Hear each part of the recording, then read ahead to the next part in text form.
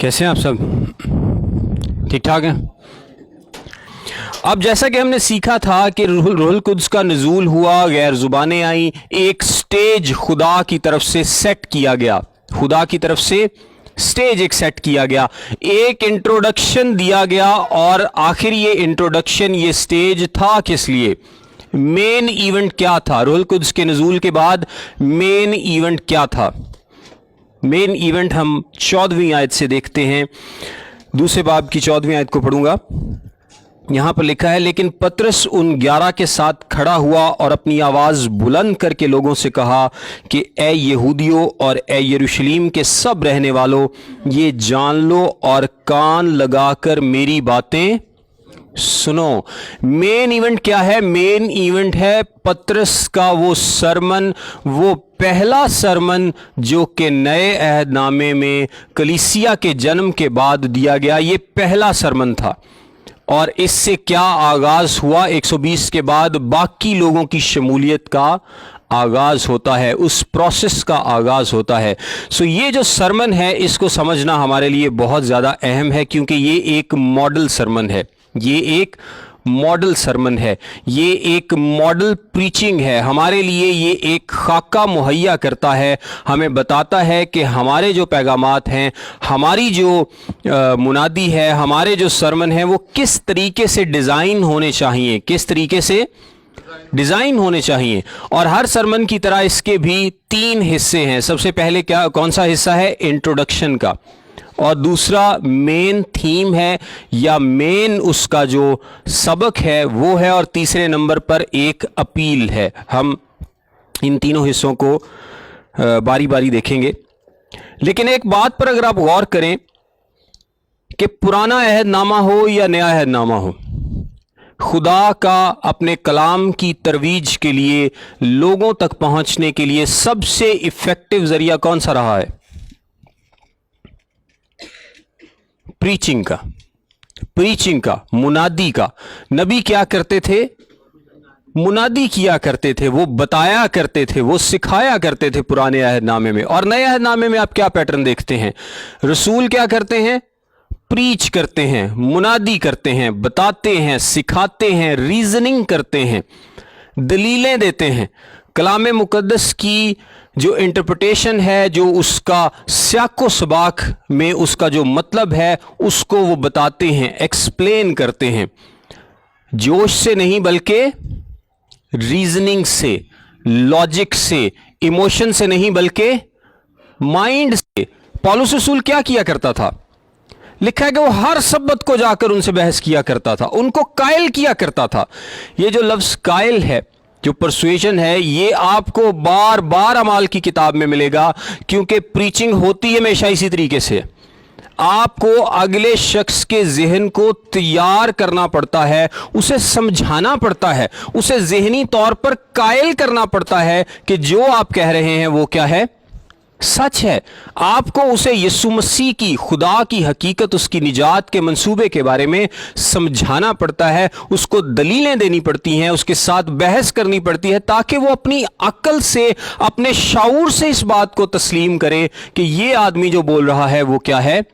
सच है। और इसके काउंटर क्या है? दूसरा तरीका क्या है? दूसरा तरीका है इमोशंस, कि आप लोगों के इमोशंस को कैप्चर करें। जब आप लोगों के इमोशंस को कैप्चर करेंगे तो फिर क्या होगा? वो तौबा क्या होगी?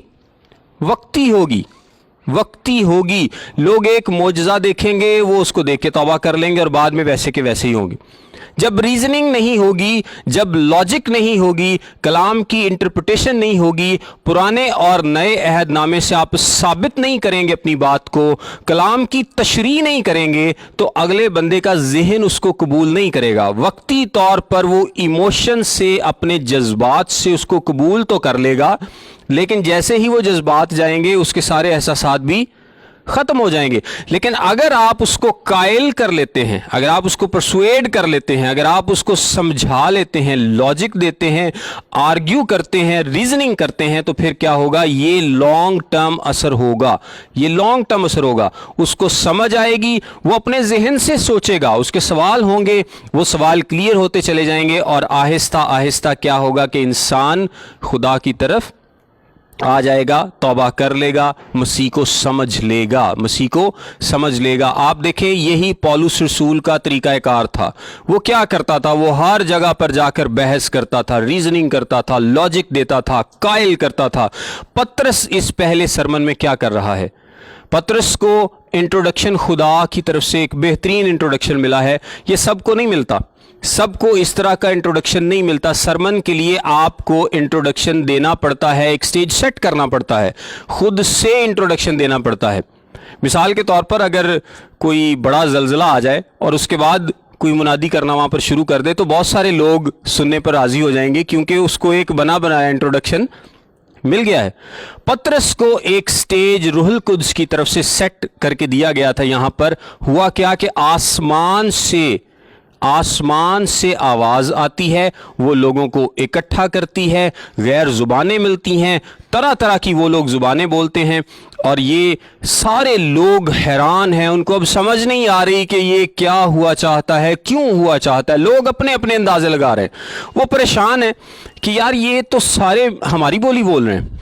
और जब वो उन जुबानों में खुदा के कामों का बयान करते हैं, खुदा के कामों की तारीफ करते हैं, तो एक बात तो तय है कि ये जुबानें खुदा की तरफ से उनको मिली हैं, इब्लीस की तरफ से नहीं मिली। क्योंकि अगर इब्लीस की तरफ से मिली हो तो वो कभी भी खुदा के कामों की तारीफ ना करें। सो जब खुदा के कामों की तारीफ करते हैं, खुदा की बड़ाई करते हैं, तो ये बात तय है कि ये खुदा की तरफ से हुआ है जो भी। लेकिन लोगों को अभी समझ नहीं आ रही।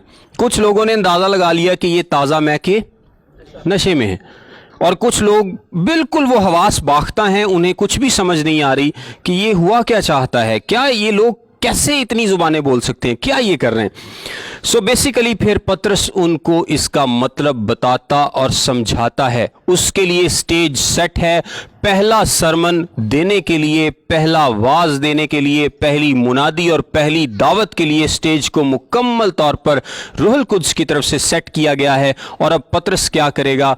पतरस अपना वाज देगा, और इसके नतीजे में जो काम होगा उसका नतीजा आप सब लोगों के सामने है कि 3000 लोग उसी दिन कलीसिया का हिस्सा बनते हैं। 3000 लोग, लिखा है उनके दिलों पर चोट लगी। ये लफ्ज़ स्टैबिंग है, यानी जिस तरह किसी के अंदर खंजर घोंपा जाता है, तो ये बेसिकली उनके दिलों पर उसका गहरा असर होता है और वो उसी दिन तौबा करते हैं। सो बात हम ये कर रहे थे कि कलाम मुकद्दस का जो सबसे इफ़ेक्टिव तरीका है वो है प्रीचिंग। आजकल प्रीचिंग जो है वो कम से कम होती चली जा रही है। आपको बहुत कम चर्चेज मिलेंगे जो प्रीच करते हैं, बहुत कम चर्चेज मिलेंगे जो प्रीच करते हैं, जो रीजनिंग देते हैं, जो लॉजिक देते हैं, जो कलाम मुकद्दस की तशरीह करते हैं, जो उसकी तफसीर करते हैं, क्योंकि इस पर बहुत ज़्यादा टाइम लगता है। सबसे आसान काम पादरी साहबान के लिए होता है दुआ करना, और मैं समझता हूं कि पादरी साहबान के लिए सबसे मुश्किल काम है एक सरमन को अच्छे तरीके से तैयार करके डिलीवर करना, कि लोगों को समझ आए, लोगों के जहन खुलें, उनके साथ रीजनिंग की जाए, लॉजिक की जाए, उनको दलीलें दी जाएं, कलाम मुकद्दस में से चीज़ों को साबित किया जाए। किसी चीज़ की अगर हमें समझ नहीं आ रही तो इसका मतलब ये नहीं है कि कलाम मुकद्दस में कोई तजाद है। इसका मतलब ये है कि हमारी समझ अभी छोटी है और हमें वो चीज़ समझ नहीं आ रही। जिस तरह एक छोटा बच्चा है तो आप उसको कभी भी एक्सप्लेन नहीं करेंगे कि इलेक्ट्रिसिटी या बिजली क्या होती है, इसमें ये इलेक्ट्रॉन या जो भी इसकी साइंस है, वो आप कभी भी उसको एक्सप्लेन नहीं करते। बस आप उसको ये कहते हैं कि तू हाथ नहीं लाना। आप उसको इसलिए एक्सप्लेन नहीं करते क्योंकि उसका जहन अभी छोटा है, वो इन चीज़ों को समझ नहीं पाता। तो हमारा जहन भी वीक है, कमज़ोर है, प्यूनी ब्रेन्स, हमारे छोटे छोटे दिमाग हैं। समझते तो हम खुद को बहुत कुछ हैं, लेकिन हमारे दिमाग बड़े छोटे छोटे हैं, हमारी रीजनिंग, हमारी लॉजिक बड़ी मामूली सी है, और खुदा की हिकमत के मुकाबले में हम बहुत ही छोटे हैं। सो खुदा की बातों को समझने के लिए खुदा के फजल का होना ज़रूरी है, खुदा के फजल का होना ज़रूरी है। जब वो आप पर फजल करता है, जब वो आपके जहन को खोलता है, जब रूहुल कुद्स आपकी रहनुमाई करता है, फिर आप उसके राजों को जान सकते हैं और समझ सकते हैं। सो अनटिल अनलेस, जब तक खुदा आपकी मदद नहीं करता, आप बहुत सारी चीज़ों को नहीं सीख पाते, नहीं जान पाते, तब तक आप ईमान रखें कि खुदा के कलाम में जो कुछ भी लिखा है वो बिल्कुल सच है। और यह भी हो सकता है कि आप सारी उम्र गुजार दें ज़मीन पर और इसी तरह से दुनिया से चले जाएं और आपको कुछ चीज़ों की समझ ना आए, आप वैसे ही चले जाएं। पौलुस रसूल भी कहता है कि हमको आईने में धुंधला सा दिखाई देता है, लेकिन उस वक्त पूरे तौर पर देखेंगे। जब हम ऊपर जाएंगे तो हम पूरे तौर पर समझ पाएंगे, देख पाएंगे चीज़ों को जिस तरह से खुदा चाहता है। लेकिन अभी हमें कुछ चीज़ों की समझ नहीं आती। बड़े से बड़ा खादिम भी आप ले लें तो कुछ ना कुछ चीज़ें ऐसी होती हैं जो उसको समझ नहीं आती। खैर, जो प्रीचिंग है इसको बहुत ही मुख्तलिफ चीज़ों से लोग आजकल रिप्लेस कर रहे हैं, यानी इसके मुतबादल ले आए हैं। प्रीचिंग की जगह म्यूज़िक बहुत ज़्यादा उसका इस्तेमाल करेंगे, गाते ही जाएंगे, गाते ही जाएंगे, गाते ही जाएंगे। इबादत में सबसे जो इम्पॉर्टेंट हिस्सा होना चाहिए वो कौन सा है? कलाम का हिस्सा। वो कलाम नू छोटा कर लेंगे लेकिन गीत बोते गाएंगे। वो प्रीचिंग को म्यूज़िक से तब्दील करने की कोशिश करते हैं। हम ये नहीं कहते कि म्यूज़िक ठीक नहीं है, खुदा की परस्तिश हर तरीके से की जानी चाहिए। लेकिन अगर चर्च ऐसा कर रहा है कि वो म्यूज़िक कलाम को रिप्लेस कर रहा है, गीत ज़्यादा ज़रूरी ने, कलाम भावें अद्धे घंटे का होए तो भावें 15 मिनटों का होए, घंटे वाला कलाम वाला चर्च तो वैसे आजकल कोई है। सो कलाम की जो प्रीचिंग है ये कम से कम होती जा रही है। सेरेमनीज़, मुख्तलिफ जो म्यूज़िक हैं, दुआएं हैं, बीमारों के लिए दुआएं और तरह तरह के काम जो हैं वो इंट्रोड्यूस करा दिए जाते हैं। और लोगों के जहन में ऐसी एक्सपेक्टेशन डाल दी जाती है कि वो आते ही दुआ कराने के लिए उनके जहन में होता है कि कब पादरी ख़त्म करे जो बोलन दिया तो किदों बीमारां लई दुआ की जाए, ऐसी दुआ कराइए तो घर जाइए। उनको कोई इंटरेस्ट नहीं होता कलाम मुक़द्दस में। लेकिन कलाम मुक़द्दस का ये तरीक़ाकार नहीं है।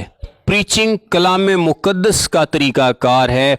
यीशु मसीह ने प्रीच किया, टीच किया, प्रीच किया, टीच किया, लोगों को बताया, शागिर्दों को बताया, सिखाया। शागिर्दों का भी यही तरीक़ाकार था। वो प्रीच करते थे, वो प्रीच करते थे, वो लोगों को कायल करते थे, लोगों को कायल करते थे। पतरस भी यहां पर प्रीच करता है। वो पहला सरमन जो है उसको प्रीच करता है। और पहले ही सरमन में वो क्या करता है? वो पुराने अहदनामे से टेक्स्ट लेता है, क्योंकि नया अहदनामा उस वक्त लिखा नहीं गया था। सो वो पुराने अहदनामे से, योएल की किताब से और ज़बूरों से और दीगर हवालों से वो कायल करता है, यहूदियों को कायल करता है कि जो तुम कर बैठे हो वो गलत था। यहूदियों को वो कायल करता है, वो इंटरप्रिटेशन करता है, तफसीर करता है पुराने अहदनामे के हवालों की कि जो तुमने काम किया है ये तुमने गलत काम किया है, तुमने अपने मसीह को ही मार डाला है, तुमने अपने मसीह को ही मार डाला है। ये सरमन जो है ये कलाम मुक़द्दस पर बेस्ड है। हम पहले सरमन की बात कर रहे हैं, यानी पतरस का दिया गया पहला सरमन, कलाम मुक़द्दस में लिखा गया रूहुल कुद्स के नज़ूल के बाद पहला सरमन, पहला वाज जो लोगों को किया गया। और ये एक मॉडल सरमन है, क्योंकि इसको किसने डिज़ाइन किया था? रूहुल कुद्स ने डिज़ाइन किया था। और इसका इंट्रोडक्शन भी किसने मुहैया किया था? रूहुल कुद्स ने मुहैया किया था। ये सरमन बेसिकली कलाम मुक़द्दस पर मबनी है और ये साबित करता है कि यीशु ही मसीह है और यीशु ही मुजस्सम खुदा है, यीशु ही मुजस्सम खुदा है। और ये भी साबित करता है कि यीशु ही निजात का रास्ता है और उसके अलावा कोई रास्ता नहीं है। और ये आपके माइंड पर बेस करता है, यानी ये आपके जहन से मुखातिब है, आपकी सोच, आपकी अक्ल, आपके शऊर से मुखातिब है, आपकी इमोशन से नहीं। क्योंकि वो रीजनिंग दे रहा है, वो लॉजिक दे रहा है, वो आपको समझा रहा है, वो बयान कर रहा है कि ये देखो ये लिखा है और जो तुम कर बैठे हो वो क्या है? गलत है। कोई इमोशंस इन्वॉल्व नहीं है। वहाँ पे इमोशंस हैं लेकिन उस तरह के इमोशंस नहीं है जो हम इस्तेमाल करते हैं। खैर, ये जो कायल करना है ये एक जंग से कम नहीं होता। ये एक रूहानी जंग जैसा होता है। किसी को कायल करना इतना आसान नहीं होता, किसी को कायल कर लेना इतना आसान नहीं होता। पौलुस रसूल अपने किराए के घर में 2 साल क्या करता रहा? लोग उसके पास आते थे और वो उनसे बात करता था। वो एक रिलेंटलेस प्रीचर था।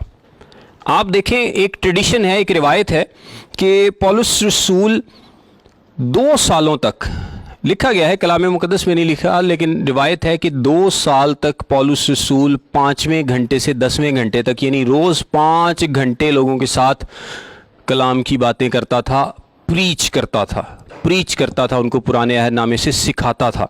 आप अंदाज़ा करें कि ये कितनी ज़्यादा प्रीचिंग है, वो थकता ही नहीं था। और आपको कलाम मुक़द्दस में एक वाक़या भी पता है कि वो इतनी देर तक बोलता रहा कि एक बंदे नू सी को माड़ा बेचारा तो उन्होंने नींद आ गई तो तो डे गया, लेकिन बासी है।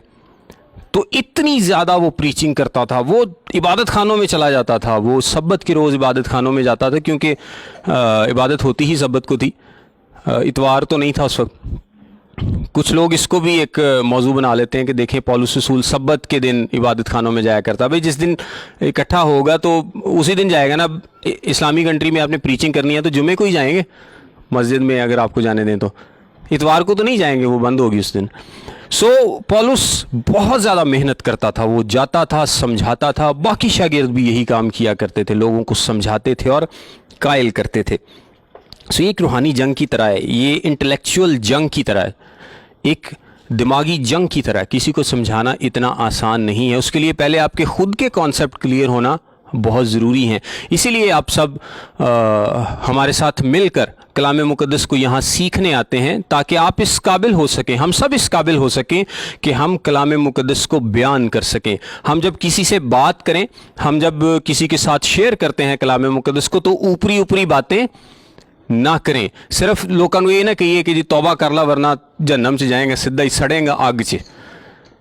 मतलब इस तरह सिर्फ इतना कहना काफ़ी नहीं है, ऑल्दो कि ये भी इसका हिस्सा है, लेकिन इतना ही कहना काफ़ी नहीं है। उसको कायल करना, उसको बताना, उसको समझाना, उसका गुनाह उस पर ज़ाहिर करना। और गुनाह कैसे ज़ाहिर होगा? जब कलाम मुक़द्दस की रोशनी एक बल्ब की तरह उस पर पड़ेगी तो उसको उसके गुनाह खुद ही नज़र आएंगे।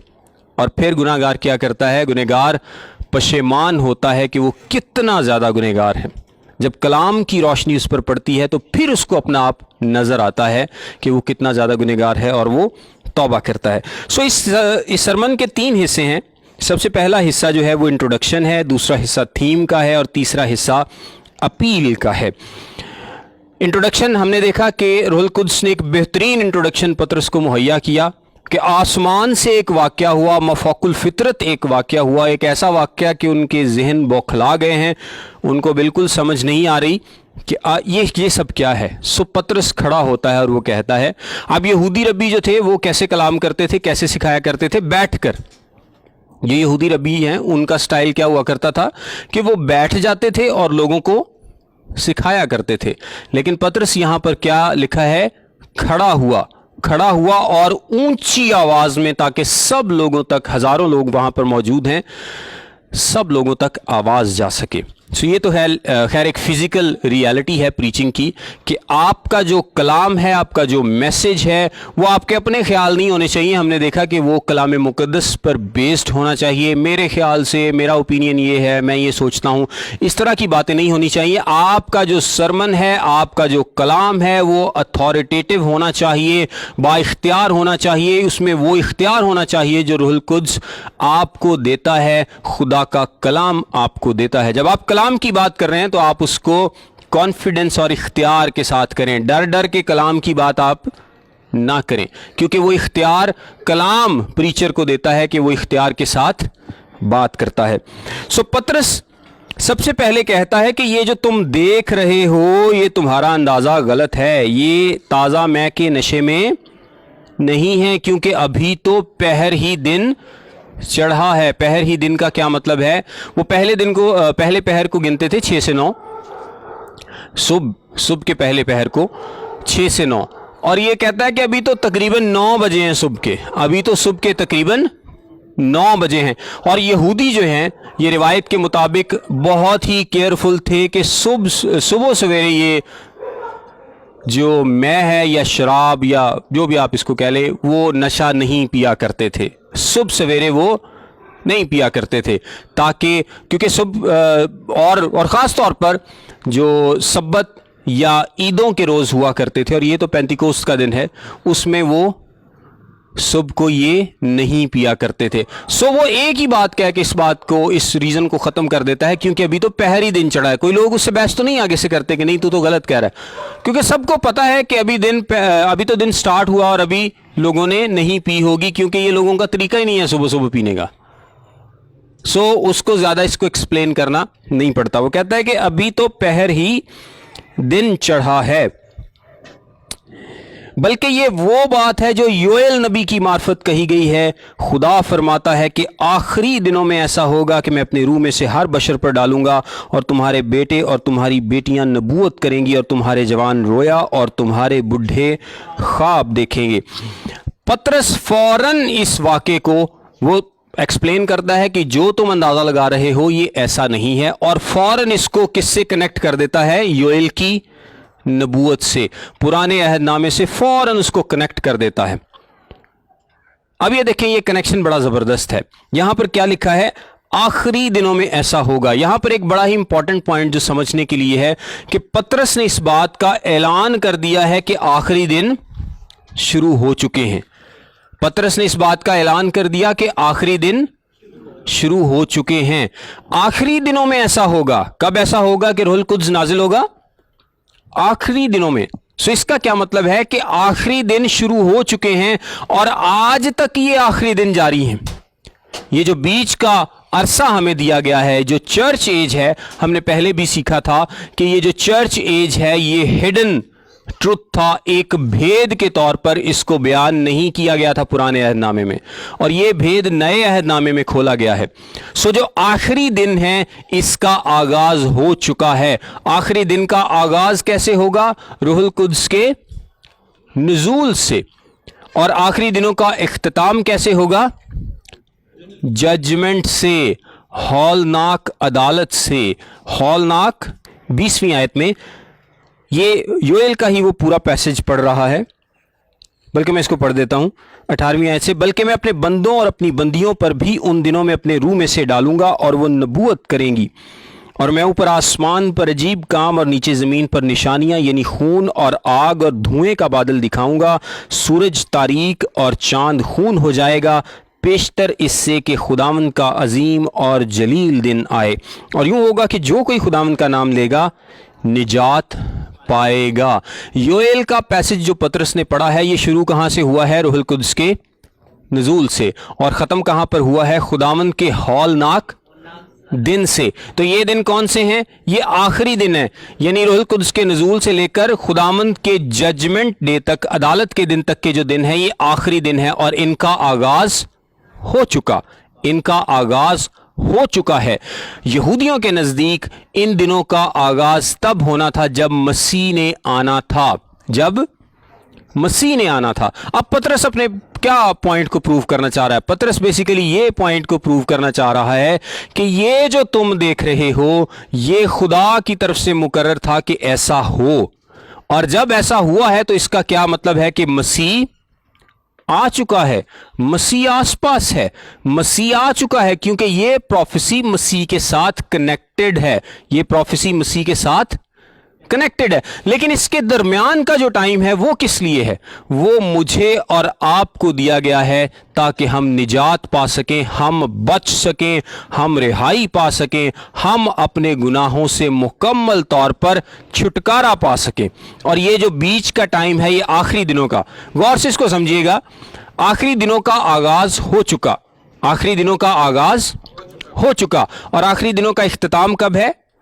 جب خداوند کا وہ دن آئے گا جس کو ہم عدالت کا دن کہتے ہیں.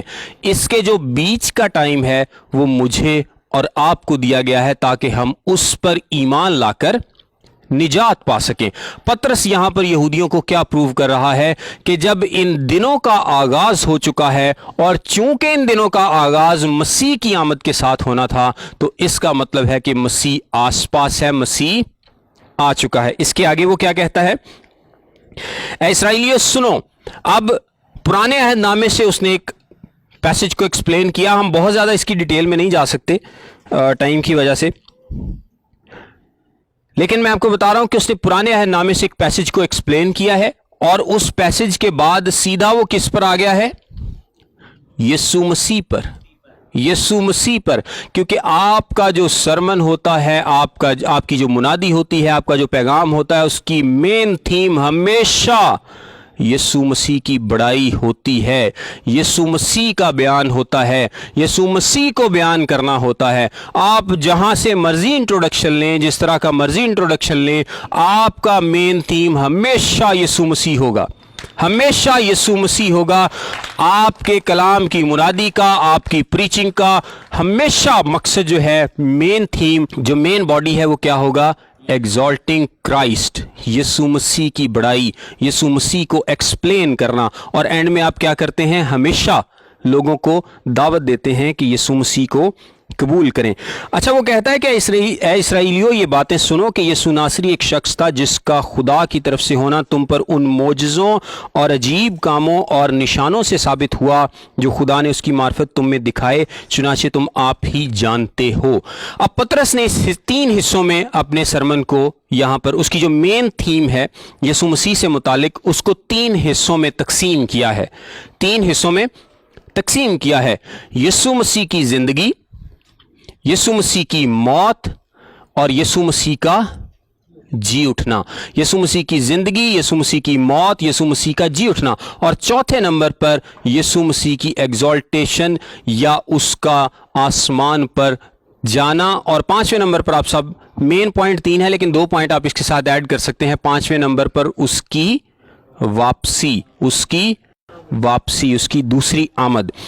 یسوع مسیح کی لائف کو وہ بیان کرتا ہے. میں بار بار دوبارہ سے اس لیے بولتا ہوں تاکہ آپ کو یہ یاد ہو جائے, آلدو مشکل ہے, نوٹس پڑھیں گے تو شاید یاد ہو جائے, لیکن کوشش یہی ہے تاکہ آپ کو یہ یاد ہو جائے, یہ سرمن یاد ہو جائے, اس کا مطلب یاد ہو جائے کہ اس نے سب سے پہلے پرانے عہد نامے سے ایک اسکرپچر کو لیا ہے, اس کا مطلب بتایا ہے, اور اس مطلب سے وہ یسوع مسیح کی ذات تک لوگوں کو لے کر آیا ہے. اور یہودیوں کو کہتا ہے کہ ایک شخص یسوع ناصری تھا. اور آپ کو پتہ ہے پطرس بار بار یسوع ناصری کا لقب استعمال کرتا ہے, حالانکہ ناصری لفظ جو ہے وہ یہودیوں کو بالکل نہیں تھا پسند, کیونکہ وہ کہتے تھے ناصرت سے بھی کوئی اچھی چیز نکل سکتی ہے. کیا مسیح گلیل سے آئے گا؟ گلیل کو, ناصرت کو وہ بہت ہی رد کیا ہوا سمجھتے تھے, بہت ہی چھوٹا اور ایک طرح سے گھٹیا سمجھتے تھے کہ یار یہ لوگ تو کچھ بھی نہیں ہیں, یہ تو کیڑے ہیں, ان کو تو کچھ بھی نہیں پتا. یہودیوں کے اندر یہ بہت غرور پایا جاتا تھا, وہ گلیلیوں کو, ناصرت کو کچھ بھی نہیں تھے سمجھتے. اور ناصری کہلانا یعنی ناصرت سے اس شخص کا تعلق ہے, اور وہ مسیح ہے, ہمارا نجات دہندہ ہے, ہمارا سب سے بڑا بادشاہ ہے, ابدی بادشاہی قائم کرے گا. یہ یہودیوں کو بالکل ہضم نہیں تھا ہوتا.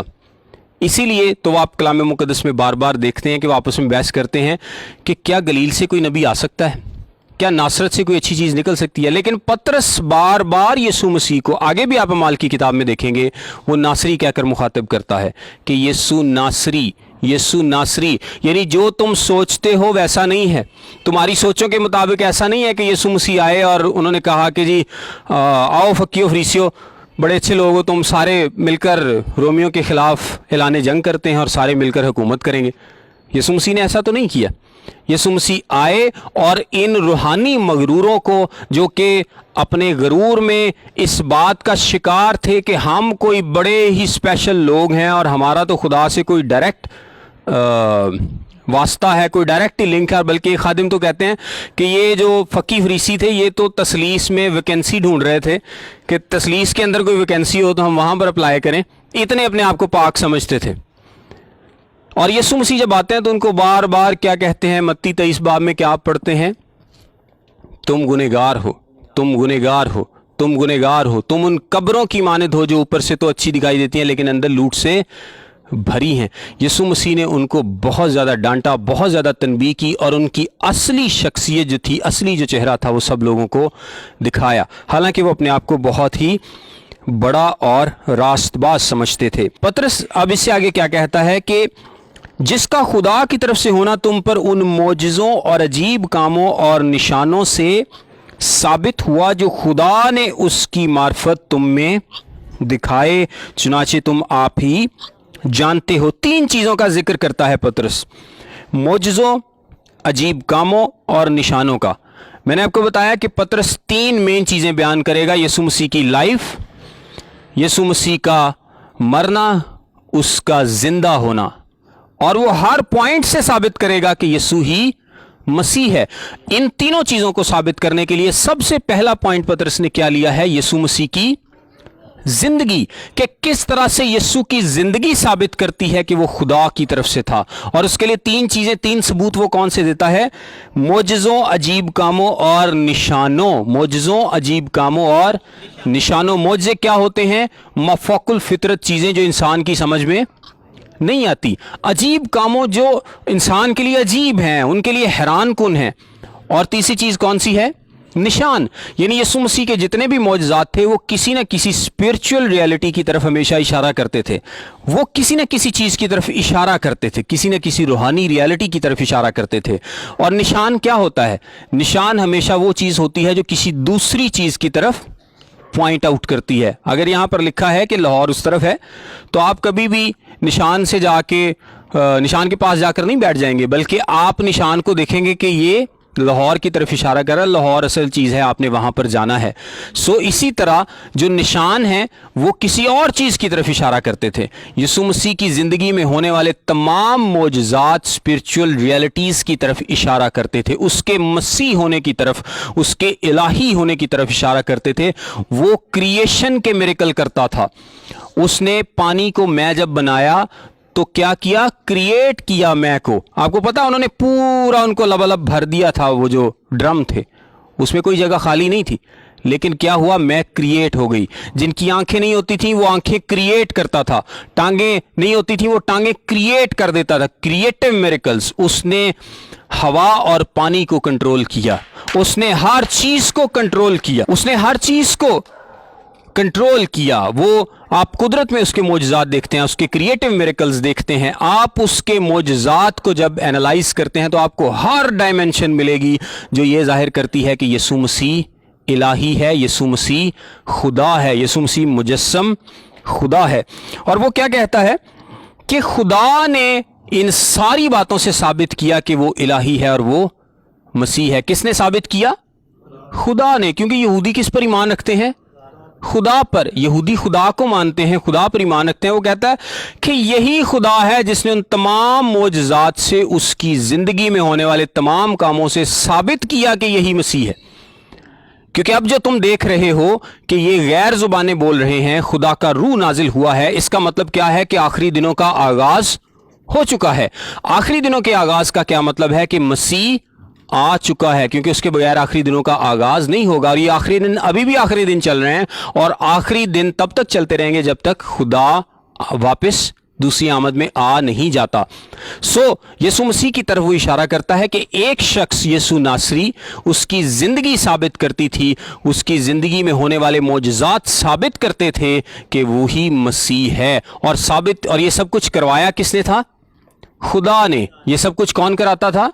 खुदा ने। यीशु मसीह ने खुद कहा था कि मैं जो भी करता हूं बाप की मर्जी से करता हूं, मैं जो भी करता हूं बाप की मर्जी से करता हूं। चुनाचे वो खुदा के मुकर्ररा इंतजाम और इल्म साबिक के मुआफिक पकड़वाया गया, तो भी तुमने बेशरा लोगों के हाथ से उसे मसलूब करके मरवा डाला। तुमने उसे मरवा डाला, तुमने उसे मरवा डाला। पतरस उनको इंडाइट कर रहा है, उनका इल्ज़ाम उनके सामने, उनका जुर्म उनके सामने रख रहा है कि तुमने उसे मरवा डाला, तुम लोगों ने ये किया है। पतरस ने सबसे पहले किस बात से साबित किया कि वो मसीह है? यीशु मसीह की जिंदगी से। और निशान, मोजज़े, अजीब काम, पतरस को साबित करने की ज़रूरत नहीं है कि उससे मोजज़े होते थे, उससे निशान और अजीब काम जाहिर होते थे। पतरस को कोई ज़रूरत थी नहीं, इसलिए कि सब लोगों के सामने होते थे। कभी किसी ने यीशु मसीह के मोजज़ात का इनकार नहीं किया था। कभी किसी के अंदर ये जुर्रत नहीं थी हुई कि वो इनकार करे कि यीशु मसीह ने कोई मोजज़ा किया है। वो लोग आपस में क्या बहस करते थे? वो कहते थे कि जहान उसका पैरौ हो चला है। जब यीशु मसीह मोजज़ात कर रहा था तो वो आपस में क्या बहस करते थे? कि तुम कुछ भी नहीं करते, तुमसे कुछ बन नहीं पड़ता, देखो जहान उसका पैरौ हो चला है। हर बंदा ये जानता था कि जो मोजज़ात हो रहे हैं ये ठीक हैं, जेन्युइन हैं, उनकी ऑथेंटिसिटी पर कभी कोई सवाल नहीं उठाया गया था। फरीसियों की तरफ से भी नहीं और आम लोगों की तरफ से भी कभी यीशु मसीह के मोजज़ात पर सवाल नहीं उठाया गया था। वो सवाल ज़रूर उठाते थे, لیکن ان کے سورس پر سوال اٹھاتے تھے کہ یہ جو معجزات کرتا ہے یہ شیطان کی مدد سے کرتا ہے. یہ کبھی نہیں تھے کہتے کہ یہ معجزات نہیں کرتا یا یہ جھوٹ ہے. کبھی ایسا کسی نے نہیں تھا کہا. وہ ہمیشہ مانتے تھے کہ یہ معجزات ہو رہے ہیں, عجیب کام ہو رہے ہیں, لیکن یہ کر شیطان کی مدد سے رہا ہے. یہ ان کا الزام تھا. وہ مانتے تھے کہ یہ مافوق الفطرت کام ہے, لیکن ان کا سورس جو ہے وہ بالزبول ہے. یہ بالزبول کی مدد سے کرتا ہے کیونکہ وہ بھی مافوق الفطرت کام کر سکتا ہے. یہ خدا کی مدد سے نہیں کرتا. یہ ان کا کنکلوژن, ان کا نتیجہ غلط ضرور تھا, لیکن انہوں نے کبھی اس بات کا انکار نہیں کیا تھا کہ یسوع مسیح معجزات کرتا ہے. سو پطرس ان کی اسی سوچ کو, اس بیک گراؤنڈ کو استعمال کرتا ہے یسوع مسیح کی زندگی کو دکھانے کے لیے کہ وہ شخص خدا نے اس سے سارے کام کرائے اور اب تم نے اسے کیا کیا؟ مروا ڈالا. تم نے اسے کیا کیا؟ مروا ڈالا. اور وہی تمہارا مسیح تھا. وہ پہلا پوائنٹ یسوع مسیح کی زندگی ہے. اس کے بعد اس کی موت, اس کے جی اٹھنے سے بھی وہ ثابت کرے گا کہ کس طرح یسوع ہی مسیح ہے. اور ان پوائنٹس کو ہم اگلی کلاس میں دیکھیں گے, اور کس طرح سے وہ پھر ان لوگوں کو دعوت دے گا, کس طرح سے یہ جو بہترین زبردست ماڈل سرمن تھا ان کے دلوں پر چوٹ کرے گا, اور کس طرح سے بہت ساری زندگیاں خدا کے حضور میں آئیں گی. خداوند آپ سب کو برکت دے.